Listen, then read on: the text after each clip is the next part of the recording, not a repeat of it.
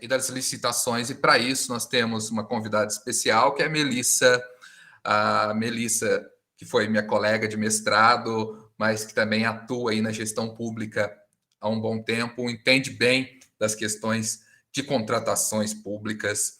Ela é formada em Direito, especialista em Direito Tributário, em Filosofia, ela é mestra em Gestão e Desenvolvimento Regional pelo UNES, foi consultora jurídica na área pública, ocupou cargos de Secretaria Municipal de Administração e RH, também chefia de gabinete, indústria e comércio, e agora a Secretaria de Desenvolvimento Econômico tem feito um trabalho muito bacana com uma gestão moderna à frente aí do município de Três Pontas. Seja bem-vinda, Melissa. E junto a ela, o membro convidado do GESUL, né, o Pablo, que está com a gente em diversos projetos, também vai falar junto a Melissa aí sobre a nova lei de licitações. O Pablo, que é contabilista, bacharel em Direito, pós-graduado em Gestão e Direito Tributário, mestrando em Administração Pública e Sociedade pela Unifal. Ele é conteudista de cursos em gestão em plataformas digitais, professor há mais de 10 anos em cursos de gestão, contabilidade, direito tributário e direito administrativo, também servidor na Universidade Federal de Alfenas, na área de gestão e fiscalização de contratos públicos. E aí, como eu disse, é um dos membros convidados permanente aí do GESUL. Pablo também, seja muito bem-vindo aí. E nós vamos dar início às nossas discussões. Pablo, você quer tentar colocar o slide diretamente aí? Vamos tentar? Vamos lá, vou tentar aqui. Pessoal que chegou aí posteriormente, Túlio, nosso vereador aqui da cidade de Varginha, bom dia.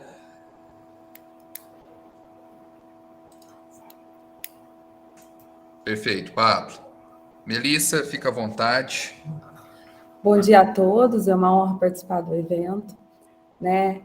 Eu sempre comento que logo que a gente começou nossas aulas do mestrado, né, desenvolvimento regional, fizeram uma pergunta para a gente se administração é ciência ou arte. Né? Eu nunca vou esquecer essa pergunta, que eu fiquei com ela na cabeça. E o que acontece é o seguinte, eu acredito muito que se tem, sim, habilidades que a gente pode desenvolver, né, e pessoas que tenham até dom, né, para a questão da área pública, né, essa visão coletiva, do interesse da coletividade, do interesse público. Mas a administração, assim como tudo, é ciência. Então, a gente tem que utilizar de dados, tem que utilizar de estatísticas para a gente conseguir fazer políticas públicas mais assertivas, principalmente quando a gente mira o desenvolvimento. Né? Para mim, é uma questão natural um gestor querer desenvolver sua localidade. Então, para mim, isso já era um princípio, mesmo que implícito, né, o desenvolvimento nacional sustentável. E eu fiquei muito feliz quando ele deixou de ser só um princípio implícito e se tornou um princípio explícito na nova lei de licitações, para nortear as ações dos gestores, né, neste sentido, de desenvolver sua localidade. O que é um princípio? O princípio é um alicerce de uma norma. É algo que a gente deve perseguir com a norma, desde a criação da norma até a sua aplicação. Né? Então, eu vou começar tratando do princípio de desenvolvimento nacional sustentável. Ele está previsto no artigo 3º da nova lei de licitações.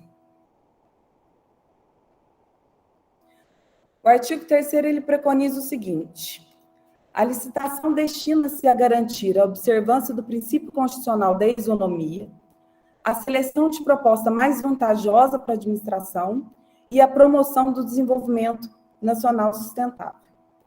Para Carvalho, a par das nuances que permeiam esse conceito, há uma infinidade de discussões sobre a aplicação prática desse princípio. O desenvolvimento sustentável, ele pode ser entendido como aquele que provê a todos um nível de avanço econômico e ambiental, sem extrapolar os recursos naturais dos quais o serviço depende. Então, o que acontece? Nas teorias gerais de desenvolvimento, né, a gente vê que o desenvolvimento, ele não é só o crescimento econômico, ele perpassa pelo crescimento econômico. É uma condição para qualquer localidade se desenvolver. Mas ele busca muito além disso. Ele busca a qualidade de vida dos cidadãos. No caso específico, né, do princípio do desenvolvimento nacional, nas compras governamentais, o grande objetivo dele seria você utilizar das compras governamentais, né, para conseguir fomentar o mercado local, no caso, o mercado nacional, o mercado estadual, né, regional e o mercado local, tá? Então, o objetivo foi consignar em lei a relevância do poder de compra governamental como instrumento de promoção do mercado interno, considerando o potencial de demanda de bens e serviços do setor público e o correlato efeito multiplicador sobre o nível de atividade, a geração de emprego e renda e, por conseguinte, o desenvolvimento do país. Acho que passou o slide aí, Vivaldi. A gente está no terceiro.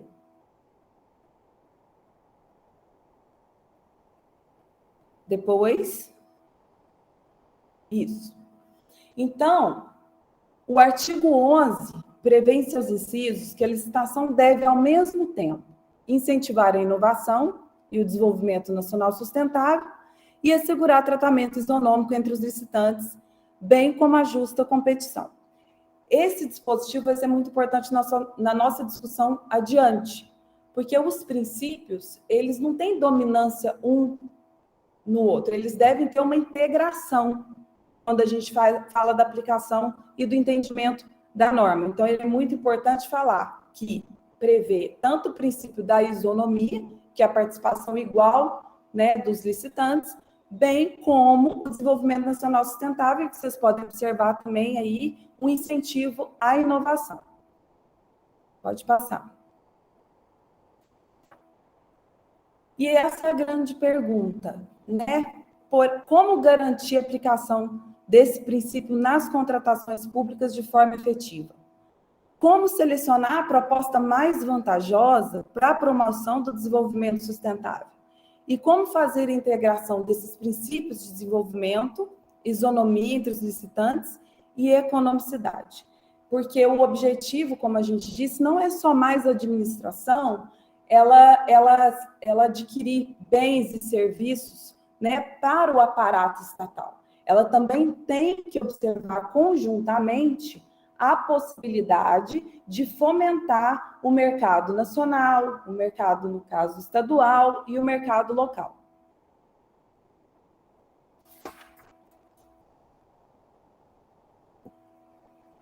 Pode passar.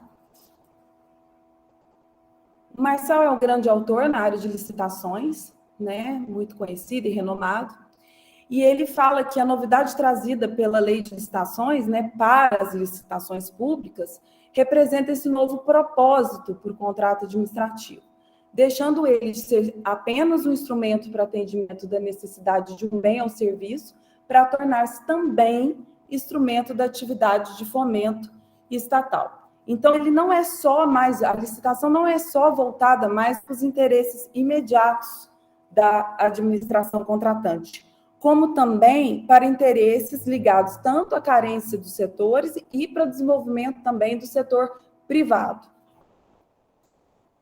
Pode passar.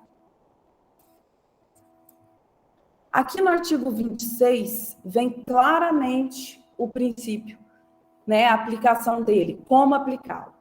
No processo de licitação, poderá ser estabelecida uma margem de preferência para os bens manufaturados e serviços nacionais que atendam às normas técnicas brasileiras e para bens reciclados, recicláveis ou biodegradáveis conforme regulamento. Então, o inciso 1 tem a ver com a questão do desenvolvimento econômico e o inciso 2 está bem voltado para a questão da sustentabilidade. Pelo sistema de margem de preferência, a lei estabelece vantagens a certos fornecedores nos processos de compras de bens ou serviços, tais como os fornecedores nacionais ou fornecedores de bens ambientalmente adequados, a margem de preferência é quando o preço do fornecedor preferido pode exceder outros competidores e ainda assim ser selecionado. Então, existe uma margem que onde o preço dele estiver dentro desse percentual, ele terá a preferência. Isso se tratando do governo federal. Por quê? Pode passar, por favor. Aqui vem disciplinando como é essa margem de preferência. Será definida em decisão fundamentada do Poder Executivo Federal, no caso do inciso 1 do caput desse artigo, que é o caso dos bens manufaturados e serviços nacionais que atendam às normas brasileiras, e poderá ser até de 10% sobre os preços de bens e serviços que não se enquadrem no disposto no inciso 1 ou 2 deste artigo. Pode passar. Para os bens manufaturados nacionais e serviços nacionais resultantes de desenvolvimento e inovação tecnológica no país, a margem ainda pode ser maior, pode ser até de 20%. Observem que o parágrafo 3º e o 4º foram vetados, e esse é um objeto de grande discussão na doutrina. Pode passar. De novo, nas contratações destinadas à implantação, à manutenção e ao aperfeiçoamento dos sistemas de tecnologia de informação e comunicação considerados estratégicos em ato do Poder Executivo Federal, a licitação poderá ser restrita a serviços com tecnologia desenvolvida no país. Então, vocês podem observar que existe um grande incentivo à questão tecnológica, que tanto ela tem uma margem de preferência até um pouco maior, né, do que os bens e serviços tradicionais, né? Como você pode, inclusive, restringir a participação com tecnologia brasileira, desde que justificada em ato do Poder Executivo, né? Esse ato geralmente se trata de decreto. Porém, voltando ao parágrafo 3º e 4º que foram vetados, né? Que é a preocupação, a proposta previa, pode passar, Vivaldi. A proposta legislativa previa a possibilidade dos estados e municípios criarem uma margem de preferência para os produtos produzidos em seus territórios. Mas, infelizmente, os artigos 3º e 4º do artigo 26 foram vetados, sob entendimento de que violam o artigo 19.3 da Constituição Federal, que veda criar distinções entre brasileiros ou preferências entre a União, os estados, o Distrito Federal e os municípios. Então, infelizmente, né, a gente entende que existe esse argumento, porque, como eu disse, um princípio não pode sobressair ao outro. No caso específico, eles entenderam pelo princípio da isonomia entre brasileiros e não deixaram que municípios e estados criassem uma margem de preferência, né, para produtos produzidos em seu território. Então, os municípios não ficaram com essa prerrogativa. Ainda existe uma discussão a respeito, mas, a princípio, esses dispositivos foram vetados.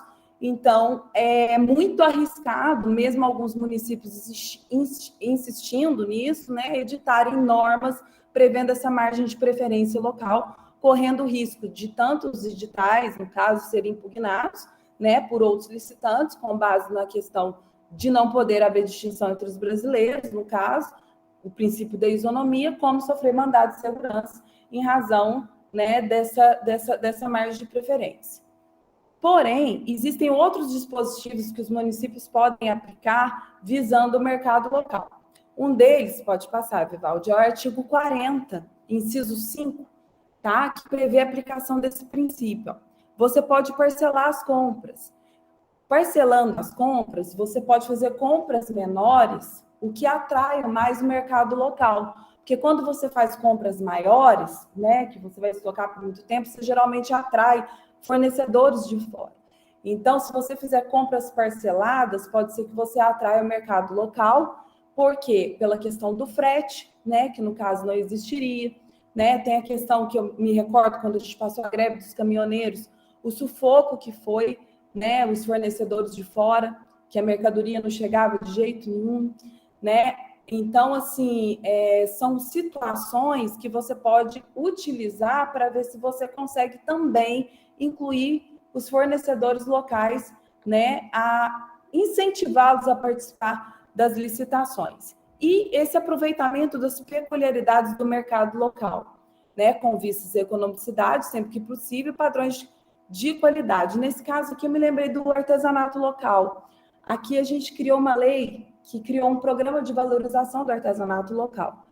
O artesanato local, ele é muito importante para a origem, né, para a história, para a cultura de uma localidade, mas ele também é uma forma de economia criativa, né, de fazer com que as pessoas tenham esse empreendedorismo, né, e desenvolvam, né, essa capacidade de fazer esse artesanato, né, que é muito importante para uma localidade. E aqui envolve a questão das licitações, porque vocês podem ver que a gente pode adquirir esse artesanato, né, como uma forma tanto de fomento, como uma forma, né, de divulgar o artesanato e a nossa cultura, né, para outras localidades, né, para o próprio país.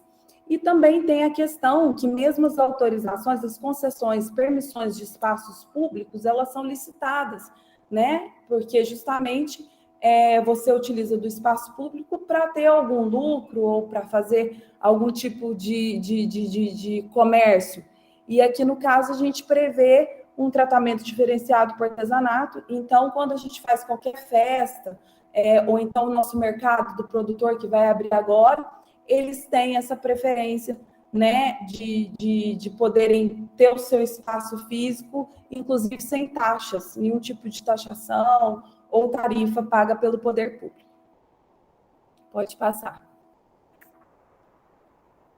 Aqui é um ponto muito interessante também, porque a inegibilidade, né, que era antigamente uma coisa um pouco utilizada pelos municípios por receio dos órgãos fiscalizadores, porque ela trata de uma questão de uma singularidade, né, que profissionais são considerados de notória especialização, mas eu acho aqui uma boa oportunidade para a gente dar para os nossos profissionais locais, porque se eles preencherem esses requisitos, eles podem ser contratados por nós, dando exemplo do próprio Plano de Desenvolvimento Econômico, né, que se enquadra perfeitamente na inegibilidade. Por quê? Porque ele tem uma natureza singular, ele foi desenvolvido com uma metodologia única, ele possui profissionais e empresas de notória especialização. Então, ele é um trabalho técnico que ele não precisa ser licitado porque ele não tem parâmetros para contratar. Eu brinco, vulgarmente falando, que ele não é um copo, ele não é um bem que possa ser comparado e a única discussão ser valor, né, de preço, né? Então, essa lei, ela trata mais essas particularidades, ela entende mais a individualidade, principalmente na prestação de serviços.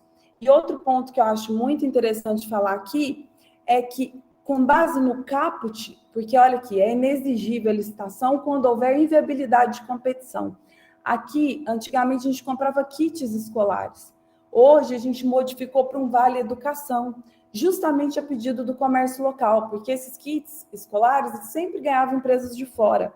Agora, o que a gente fez? A gente criou um vale educação, é um cartão, e a gente credencia, com base no artigo 25 caput, todas as papelarias que queiram fornecer para o poder público. Então, se elas tiverem a documentação em dia, regularidade fiscal, elas preencherem os requisitos da lei de licitações, elas podem fornecer para a gente, e é uma forma de fomentar o comércio local, que é uma coisa que a gente está sempre mirando, que é o quê? O desenvolvimento, o crescimento da localidade e uma qualidade de vida para os cidadãos. Pode passar.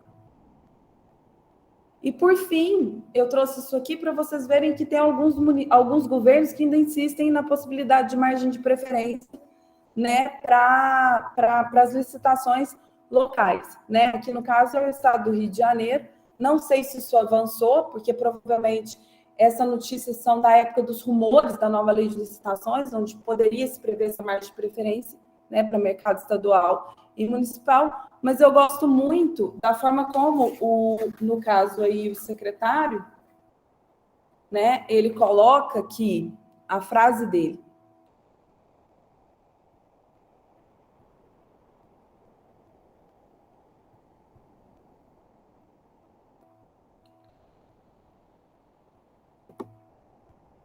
A reserva de mercado e a margem de preferência são práticas comuns em outros países e têm o objetivo de fortalecer as nossas indústrias, manter os nossos postos de trabalho e estimular a queda do preço dos produtos nacionais com a garantia de venda pós-produção. Tá? E então, aqui, principalmente no caso da pandemia, eles estavam insistindo em estabelecer essa norma e fazer essa margem de preferência. Não sei como que ficará isso, né, a longo prazo, se os municípios vão conseguir amanhã, né, alguma coisa nesse sentido. Já ouvi falar que existem algumas ações, não sei se vão prosperar, né, por causa da nossa Constituição Federal, mas eu fico, de qualquer maneira, muito feliz, porque eu acho um grande avanço, principalmente na lei de licitações, porque eu acho as compras governamentais uma grande ferramenta para o desenvolvimento econômico de todas as formas, e acho que, inclusive, a gente poderia utilizar mais de articulação, né, institucional, no caso, porque a gente vai ter que procurar mais consórcios agora, né, para fortalecer nosso poder de compra, e poder ajudar, de preferência, a micro-região e para essa questão do desenvolvimento, né, que é muito importante, que hoje nós sabemos que as teorias mais modernas são o desenvolvimento endógeno, né, ele não é mais de cima para baixo, ele é de baixo para cima, ele é feito pelos nossos próprios atores locais, né, e pela uma gestão pública eficiente. Eu agradeço todo mundo, espero ter contribuído no evento.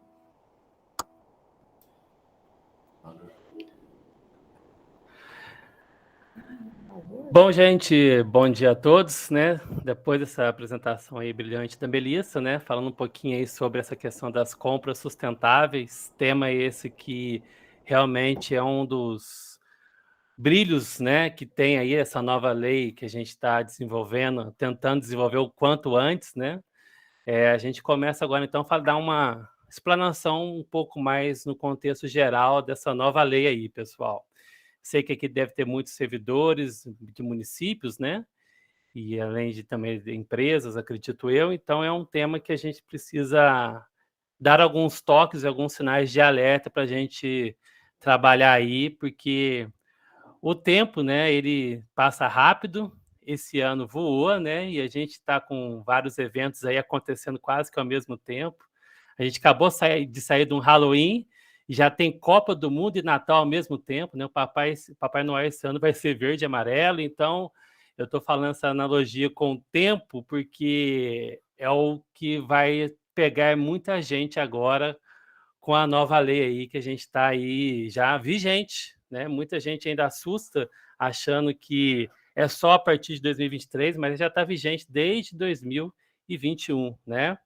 Então, alguns sinais de alerta precisam ser ligados aí para a gente fazer essa transição de lei, que ela aconteça de uma forma menos traumática, menos dolorosa para todos, né? Tanto as prefeituras, tanto os órgãos públicos em geral, quanto para as empresas também que prestam esse serviço também público junto com as instituições públicas aí, né?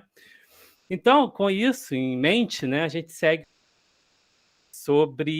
com algumas questões sobre a nova lei, né? A gente está aí na GESUL e a gente gosta muito, eu sou entusiasta desse grupo, porque dados, né, é uma coisa que hoje em dia está sendo muito discutida e debatida, está muito em voga em todos os ambientes de negócios, sejam eles públicos ou privados, né? E a gente tem que trazer um pouquinho dos dados, né, para a gente falar um pouco dessa questão da nova lei, né, comparando com a anterior, que é a famosa lei do capeta, né, que muitos dizem, né, que é a 8666, né? A 866 apresentava 5 capítulos, né, dispostos em 17 sessões, né, e aí os dados, né, 31.125 palavras tinha na 8666. Aí a gente depara agora com a nova lei, né, a 1433 de 2021, como eu disse, né, desde o ano passado ela está aí correndo solta, assombrando a todos, né? Ela é dividida também em 5 títulos, porém em 32 capítulos, reunindo aí 39.238 palavras, né? Então temos uma lei aí com 20% maior em termos de texto que o antigo regramento, que ainda está vigente, né? Então a gente não pode deixar isso de lado, né? Então a gente está trabalhando aí com duas leis, né? A 8666 e a 1433. né? Mas o tamanho dela, a princípio, pode assustar, mas, na verdade, eu sou, inclusive, um grande entusiasta da nova lei. Ela veio dar mais detalhes, tampar alguns buracos, né? Corrigir algumas coisas que a lei anterior trazia, que trazia alguns transtornos para todos nós, né? Então, a ideia é ter essa melhora aí com esse upgrade da Lei 14.133, né? E ela aumentou de tamanho também, pessoal, porque ela acabou juntando aí outras 3 leis, né? A Lei 8.666 mesmo, né? A do pregão, que é a 10.520, e a 12.462, que é o regime diferenciado de contratação, né? Essa lei foi usada muito na época da Copa, que foi no Brasil. Acabou sendo utilizada para algumas outras coisas, né? Porém, ela já está meio que em desuso nos últimos tempos aí. Mas a ideia da Lei 14.133 é unificar isso tudo, né? Então, por aí a gente já vê que é um avanço, né? Juntar 3 leis em uma só, já podemos dizer aí que é algo que a gente pode dar os parabéns aí para o nosso legislativo aí nesse sentido, né? Essa lei também ela foi incubada aí por 8 anos, né? Então já tem algum tempo que ela estava aí sendo planejada, então muito interessante ela trazer esse benefício da junção em 3 leis, né? Então, em uma só. Então, isso já é um ponto positivo dessa nossa nova legislação aí, né? E o cerne da questão, que eu gosto muito de discutir, quando a gente fala em termos de lei, pessoal, a gente tem que sempre entender qual que é o objetivo daquela lei. A gente, às vezes, fica lá se debatendo, se debruçando na interpretação da lei, né, os dizeres da lei, mas o foco, né, o segredo para entender uma lei é entender a sua intenção, né? Isso que eu acho que é o mais importante quando se fala em termos de regramentos jurídicos aí, né? E a Lei 8.666, ela tinha como foco, na época, combater a corrupção. Antes disso, né, era uma terra meio que sem lei, literalmente, em termos de contratações públicas. Tinha muitos conchavos, muitos tapinhas nas costas, muitos acordos verbais, né? E isso trazia grandes problemas para os cofres públicos. Então, a Lei 8.666 teve essa intenção de tentar combater a corrupção. A intenção era boa, mas quando a gente foi ver na prática, ela trouxe muitos buracos, muitas falhas que, ao invés de combater a corrupção, ela praticamente meio que incentivou a corrupção em vários cenários de órgãos públicos que a gente tem aí no Brasil. A gente não precisa nem entrar nessa cena, que a gente sabe o tanto que isso é discutido nos últimos anos, nas últimas décadas, né? Inclusive, é uma das chagas que a gente tem no nosso país aí. Mas aí, trazendo para a Lei 14.133, o objetivo foi diferente. E aí a gente percebe a inteligência dos legisladores nesse sentido, que eu achei fantástico essa ideia, fantástico esse pensamento que tiveram quando focaram nesse novo regramento de contratações públicas. E o foco dela, nos estudos que eu fiz, nas pesquisas, das intenções dos legisladores, dos estudiosos que foram chamados para ajudar a construir essa lei, o foco, gente, foi em governança e profissionalização da logística pública. E mais interessante disso tudo, focar em resultados. O que a gente mais precisa do nosso país em termos de contratações públicas, de obras públicas, serviços públicos, bens públicos, gente, é o resultado, né? É o resultado chegar para a população como um todo, né? E isso a gente não via acontecendo muito nos últimos tempos. Não estou falando que a Lei 14.133 vai chegar e vai resolver tudo, mas já é um indicativo, já é um norte, já é uma direção a gente pensar que a lei tem como objetivo focar em resultados. O fato da lei tem nas suas previsões, aí, em seus artigos, a questão do planejamento anual, a questão da segregação de funções, né, que é a separação das funções dentro de uma contratação pública, por exemplo, e até mesmo a gestão por competências e gestão de riscos, isso estar dentro de uma lei, para quem é administrador aí, né, Guilherme, sabe que isso é algo realmente louvável em termos de órgãos públicos. E a lei prevê isso, vai muito ao encontro, né, do que ela está falando em termos de governança. Governança é a palavra do momento hoje nos órgãos públicos, né? Eu estou em um órgão federal e lá a gente já percebe muito isso, o foco nessa governança, em trazer resultados para o nosso cliente, né, que a população é algo extremamente louvável. E isso a lei trouxe. Essa preocupação precisa ser pontuada, pensando principalmente a questão de dados, né?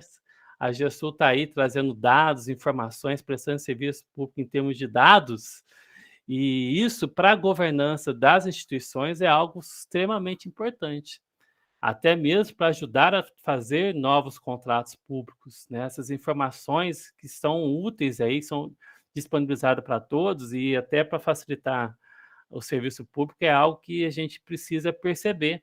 E a lei tem essa preocupação, né, com esse foco agora em ter resultados. A gente vê uma obra sendo feita, a gente quer ver o resultado, o fim dela, né? E qual o objetivo daquela obra, por exemplo. E a lei prega muito isso ao longo dos seus artigos. Eu não vou elencar muitos deles aqui, mas é algo que a gente precisa perceber, que a intenção da lei é muito boa e vem muito ao encontro das necessidades do momento que a gente está passando no nosso país, né? E é aí que a gente pensa que a preocupação com a questão temporal. Já era para muita gente já ter virado essa chave. A gente precisa de ter capacitação, treinamentos com servidores públicos e com também fornecedores dos órgãos públicos nesse sentido, e entender que a chave precisa ser virada. Vamos já começar a desligar a luz da Lei 866, né? E vamos acender a luz da 1433, porque o tempo está passando, né? A gente traz aqui uma linha temporal aqui dessa nova legislação que começou lá em 1 de 4 de 2021, e a gente percebe que a data limite para utilizar a 8666, apesar da 1433 ter o seu início total e completo a partir de 3 de 4 de 2023, gente, eu contei o tempo, sábado e domingo, né? Dia 3 cai numa segundona, lá em abril do ano que vem, a gente já tem algumas orientações, né? Tem inclusive um comunicado que saiu em outubro, dizendo, né, que o portal das compras públicas, até que a Melissa falou um pouco sobre isso, né? Ele vai fechar as portas para 8666 em 31 de março de 2023. Né? Então, quer dizer, estamos aí há praticamente 4 meses do fim do uso da 8666 e tem gente que ainda nem se capacitou para 1433. É algo que eu acho extremamente preocupante. Por que eu estou falando isso, gente? Essas questões temporais devem ser verificadas, porque, gente, pensando na nova lei, o foco dela no resultado, governança, isso tudo traz à tona o quê? Planejamento. Isso tudo traz à tona o quê? Pesquisa de mercado, melhores preços, melhores contratações, né? Os objetivos que o órgão público quer fazer uma contratação pública passa para uma etapa da licitação que está sendo muito discutida agora na nova lei, que é o antes do processo da contratação, o antes de tornar público a contratação, o processo de licitação, que é a parte preliminar, né? A introdução de todas as etapas da contratação, principalmente quando se fala em termos de estudos técnicos preliminares, onde a gente vai verificar a vantajosidade daquela contratação, se vale a pena mesmo, algo que foi tão falado pela Melissa aí, né? Se vale mesmo a pena contratar, tem que ter um estudo técnico preliminar, algum termo de referência, né? Dados e pesquisas anteriores antes de lançar uma licitação no mercado. E com quanto tempo que isso é feito, gente? Se todo mundo começar a achar que é a partir de abril de 2023 que começa a lei nova, saibam que tem esse estudo anterior que precisa ser feito. Então, gente, menos tempo ainda. É 2, 3 meses antes até a gente fazer um estudo desse, que dá uma dor de cabeça incrível. Eu falo por experiência própria, em que eu estou passando por um processo de contratação, tentando já usar a Lei 1433, em que nós estamos aí há 2 a 3 meses só fazendo estudos técnicos para depois lançar a licitação, porque a gente tem que preocupado agora com essa vantajosidade, se vai ter resultados mesmo, E isso tudo tem que ser provado e documentado pelas gestões de planejamento, gestão de competência, gestão de riscos. Então é algo que a gente precisa se preocupar mesmo com relação à nova lei, gente. Então a gente está aqui tentando trazer um sinal de alerta para todos nesse sentido. E uma coisa que a gente fala também, passando a partir dessa linha temporal aí, né, vamos ficar atentos, né, com algumas novidades que a nova lei trouxe, e aqui é algo que eu acho que foi revolucionário também nessa nova lei, após essa questão do tempo, é a questão da forma de contratar, né, que ela foi simplificada em vários sentidos, e o que mais chama atenção é que não se fala mais tanto em valores, mas em sim o que contratar, né? Então, quando se fala agora em contratações públicas, a gente fala que temos aí algumas modalidades de licitação que foram melhoradas, amplificadas e discutidas, centralizando em duas frentes de batalha agora, pensando que não há mais preços, né? Acabou tomada de preços, acabou convite, acabou o RDC, né? Que é o regime de contratação diferenciado, que era daquela lei 12.462, né? Trazemos aí o foco, né? A concorrência, que é uma tradicional, leilão, concurso, que são questões bem pontuais, né? E o pregão. E uma nova modalidade que é o diálogo competitivo, né? Que a gente precisa ter só um dia só para falar disso, né? Mas só para todo mundo entender, diálogo competitivo tem a ver mais com as questões de tecnologia e dados para serem contratados pela administração pública. Mas a ideia aqui, gente, é pensar em entender que agora, quando se fala em termos de contratação, o foco muito vai ser em duas modalidades, concorrência e pregão, né? Vamos ficar atento a essas modalidades de contratação. O pregão vai acabar sendo uma das modalidades mais utilizadas para o momento, né? Porque ela foca mais nas contratações comuns, e a concorrência vai ser algo mais diferenciado para obras de engenharia, coisa e tal. Não se fala tanto em valores mais então. É uma coisa também que eu acho que revolucionou muito a licitação, né, a nova lei, porque tem a ver também com os resultados que querem ser apresentados para a população, né? Então, só por essas duas coisas, né, já vale a pena essa ideia, né, de seguir pela Lei 1433, né? Dois facilitadores aí incríveis aí que a gente tem. Já pensando assim, que, nossa, como que eu vou contratar? Quais são os limites de valores? Não preocupo mais com isso. Eu preocupo com o que eu vou contratar. Então, é algo que vale muito a pena. Seguimos, então.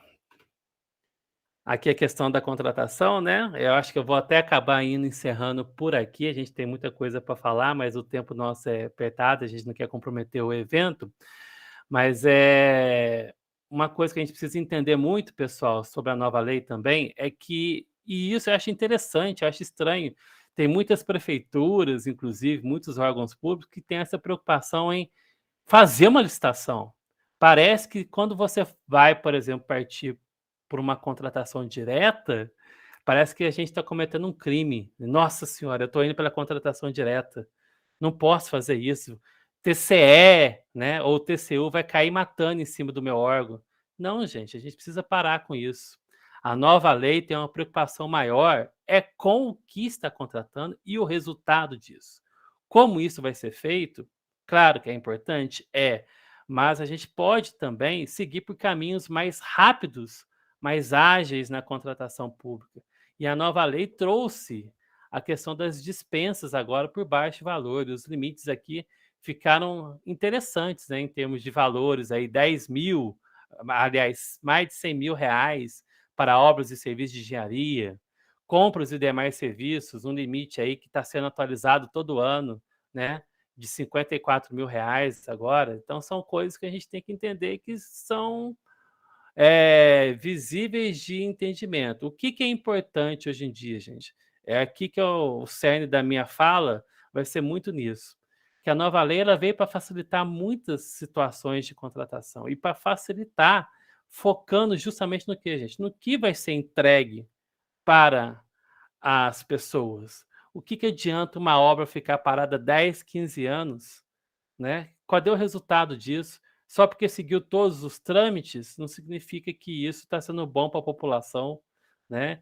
A população tem pressa, muitas das vezes, em ter os resultados dessas contratações públicas. E a nova lei tem focado no quê, pessoal? Eu volto nisso. É governança. Essa é a palavra do momento, tá? Isso aí tem que ser ligado um sinal de alerta para os gestores públicos, principalmente, tá? Quando a gente pensar agora em contratações públicas, vamos pensar na governança, o que vai ser feito, vamos planejar essa contratação, não vamos contratar só por contratar. O que eu quero com isso? Quais são os resultados que eu quero trazer para a população interessada, né? Então, são coisas que a nova lei está direcionando para todos. E aí, gente, eu fecho a minha fala pensando no seguinte: precisamos também virar a nossa chave como pessoas. Sejamos nós servidores públicos, gestores públicos, contratados, né, de empresas privadas também, nas empresas privadas com seus colaboradores. A gente precisa virar a chave para esse novo mundo que está vindo aí, né, em termos de administração. E aqui, no caso, o foco, né, na administração pública. Precisamos também sacudir a nossa poeira aí, pôr o esqueleto para mexer e vamos aprender, vamos estudar mais sobre essa nova lei e vamos em frente com ela, né? Vamos usar ela mais vezes, porque vai chegar uma hora que não vai ter escolha. Ou é ela, ou é ela. E aí, como é que vai ficar? O seu órgão vai parar, né? Vai ficar um mês parado lá em abril de 2023 para você se capacitar, para você entender essa nova lei? Então, o foco meu, para encerrar minha fala, foi isso: é pensar que nós temos agora governança, nós temos que entender e estudar mais essa lei e nos capacitarmos para trazer os melhores resultados, gente, para a nossa população, que é o mais importante, que é também, inclusive, né, um dos objetivos da nossa equipe aí, nos nossos trabalhos e parcerias com todos que estão aí participando, né? Para não estender mais, eu agradeço aí pela oportunidade da fala a todos. Qualquer coisa, podem contar com a gente aí para os trabalhos. E obrigado, Melissa, pela parceria aí. Eu que agradeço, Pablo. Viu? Muito obrigado por fazer parte da tua palestra. Acho que é realmente muito importante. Sabe? Todas as colocações, de um modo geral, está todo mundo ainda meio preocupado como vai funcionar a norma, né? Ela tem muitas particularidades. A própria 866 demorou muito para ser assimilada nos municípios, né? Até hoje ela ainda gera discussões, né? Então a gente vai ter que realmente ser muito ágil aí para poder dar seguimento nas compras, porque o setor de licitações é o pulmão do município, né? Tudo passa por lá. Nenhum serviço público é concretizado sem as compras governamentais. Foi um prazer palestrar com você. Obrigada, Vivaldi, obrigado a todos os professores que estão aí, agradeço muito. E se precisando de mim, a gente está aqui às ordens em Três Pontas para trocar ideia, né? Os projetos de lei que a gente tem feito, tanto do artesanato quanto do Vale Educação, estão todos à disposição. Perfeito, Melissa, Pablo, muito obrigado. A gente tem essa preocupação muito grande, o Pablo vem me alertando sobre isso, né, Pablo, desde o ano passado, dessa necessidade da gente pensar nas contratações públicas de forma mais ágil e como a nova lei, ela se torna um instrumento importante para isso, está viabilizado. A Adriana comentou aqui no chat também, Pablo, Melissa, sobre essa necessidade, né, dos servidores serem treinados, serem capacitados para atuar diante a nova legislação, e chama atenção aí do que o Pablo falou no final, que não dá para deixar para treinar a pessoa em março de 2023. O treinamento tem que ser agora, porque senão as compras públicas vão travar no começo do ano que vem, e aí o caos se instala dentro da gestão pública e o serviço público ele não pode parar. Então, ótimas reflexões que nós temos. E pegando um gancho do que o Pablo falou, só gostaria de comentar aqui, né, nós que trabalhamos diretamente com o setor público do GESUL, Carol também trabalha com isso, quando se fala em dispensa de licitação ou fala do uso da nova lei de licitações, há muito receio dentro de uma coisa que o Pablo comentou, que é o medo da corrupção e tudo mais, mas tudo isso está em instrumento legal, justificável, tudo previsto em lei. A gente não pode deixar, né, Pablo e Melissa, que isso trave o processo de desenvolvimento. Nós estamos falando em desenvolvimento do município e não tem como em 2022, quase 2023, é a gente fazer processos que sejam demorados, extremamente demorados, numa economia tão ágil como nós estamos vivendo. Então, os instrumentos estão aí, cabe a gestão pública querer se modernizar. Dentro do estudo da gestão pública, as pessoas ainda têm muito receio de confundir gestão pública e privada, mas a gente olha para a gestão privada com instrumentos mais ágeis. Então, se as empresas podem ser mais ágeis, por que não o setor público não pode ser mais ágil também? Tirar boas experiências a partir daí. E aí, pessoal, já agradecendo Pablo e Melissa, e se vocês quiserem podem mandar suas dúvidas. Eu coloquei no chat também uma palestra que o professor Pablo disponibilizou para a gente sobre as contratações públicas, já fez pelo GESUL. O link está aí para que você possa acessar também essa palestra. E também nós fizemos, junto com a Educação Corporativa, a professora Alessandra está conosco, um curso específico da nova lei de licitações com o professor Pablo, também esse ano. E é um assunto que a gente vai voltar a falar, gente. Nós não vamos deixar de falar disso, porque nós pensamos que o desenvolvimento está ligado na agilidade da gestão pública e das compras públicas. Só um comentário aqui do Douglas também, colocou para nós que o grande problema da nova lei de licitações é que muitos prefeitos, secretários ficam realmente com medo de utilizá-la e ter problema com o Tribunal de Contas. Pablo, você vê algum problema com relação a isso? Melissa, já passou por algo? Da minha parte, né, até hoje lá na universidade, né, que primeiro chega às vezes dá mais as adaptações no âmbito federal, né?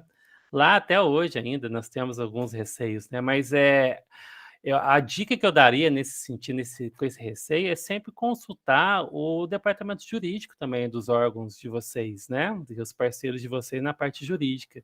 E até mesmo abrir consultas com o próprio TCE, né? Pelo que eu sei e que eu percebo muito, tanto o TCU, né, o Tribunal de Contas da União, quanto os TCEs, no caso aqui o nosso específico de Minas, eles costumam estar assim abertos, né, para resolver as questões, os questionamentos. Claro que ainda há algumas travas nas contratações, gente, pela nova lei, mas eu acho que assim já dá para usar, né? É só a gente se capacitar, a lei está aí, tem bastante material, bastante conteúdo sobre a nova lei que já é plenamente aplicável utilizar ela, né? E esses receios talvez seriam diminuídos tendo as consultorias jurídicas, até mesmo os próprios tribunais, gente, tem muitos também achados, orientações normativas que ajudam a seguir em frente com a nova lei. Às vezes os prefeitos, né, algumas pessoas têm um certo receio da mudança, né? A gente, como servidor público, às vezes a gente tem esse medo, mas a gente já está no século XXI, a gente tem que mudar essa mentalidade, às vezes, desses receios e tentar, pensando, gente, né? Aí, com todos os servidores que estiverem aí participando, né? Gestores públicos, pensando o seguinte: a gente tem que ver também muito qual que é a nossa intenção. A gente quer trazer resultado, a gente quer evoluir, quer fazer uma coisa mais rápida em termos de contratação pública, por que não seguir pela nova lei? Se eu errar, com certeza, gente, não foi intencionalmente, né? Isso aí, hoje em dia, pelo menos eu percebo essa virada de chave no Tribunal de Contas da União. Eu acredito que os TCS também sigam por essa linha. Qual que é a intenção sua, né? Principalmente se você errou, né? Você errou com a intenção ou não, né? Então, a gente tem que pensar muito nessas intenções também que a gente tem quando a gente quer seguir pela nova lei, que eu acho que dá para já usar mesmo. É só a gente se capacitar aí para isso. Ler a lei também, né? Isso ajuda muito também. Mas eu entendo os receios, os medos. Todos nós temos medo da mudança. Mas a gente, às vezes, tem que ter um pouquinho de coragem para tentar, né? Até mesmo porque não é opção, né, Pablo? É uma obrigação. Então, nós vamos ter que nos adaptar de qualquer forma. Concordo muito com o que o Pablo disse em relação à questão da intenção do dolo, né? Eu achei muito interessante um ministro do STF colocar que grandes executivos erram. Por que os agentes públicos não poderiam errar nas suas decisões? Então, tem uma diferença muito grande de você fazer intencionalmente, né, com algum interesse próprio, e de você errar porque você tem que fazer, né? E feito é melhor que perfeito, nós vamos ter que utilizar, vamos ter que criar essa coragem. Os tribunais de contas do Estado, eles não respondem pergunta em concreto, em caso concreto, mas de uma forma geral eles respondem sim. em dúvidas de aplicação. E eu queria só dar uma dica. Nós vamos ter que consorciar, pessoal. Porque o que acontece? Ano que vem, existe uma linha doutrinária que fala que a gente não pode aderir à ata municipal mais. Então, a gente não vai poder pegar carona nos nossos municípios.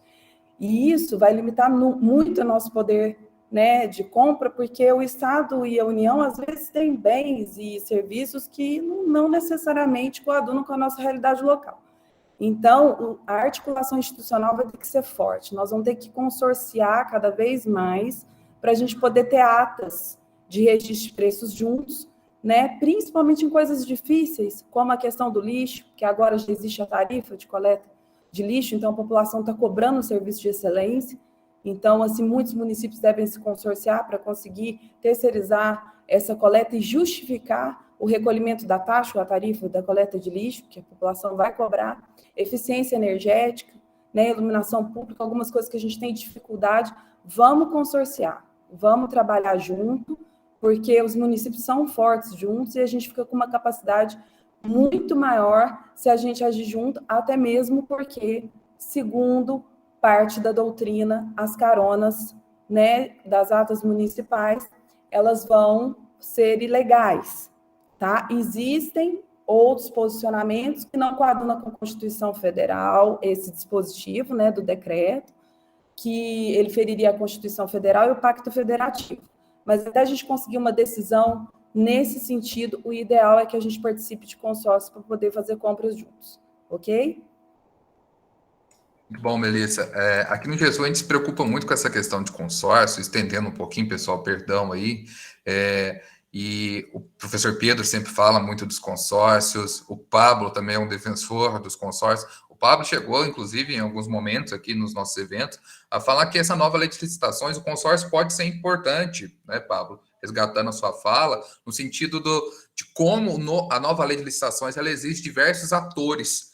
Então, às vezes, um município pequeno ela não tem o corpo de recursos humanos necessários para tal. E através do consórcio, isso é possibilitado. Então, fica aí em aberto mais uma possibilidade. Quem tiver mais dúvida, pode acionar aí o Pablo também depois. Volto a citar aqui, né, o nosso amigo vereador, o Túlio, que está aqui conosco. A gente acha que também o Legislativo tem uma questão importante nesse reforço dessa aplicação da nova lei, né, e que como que isso pode agilizar os processos dentro do município, né, mostrar esses caminhos para o executivo como uma forma de trazer agilidade dos processos públicos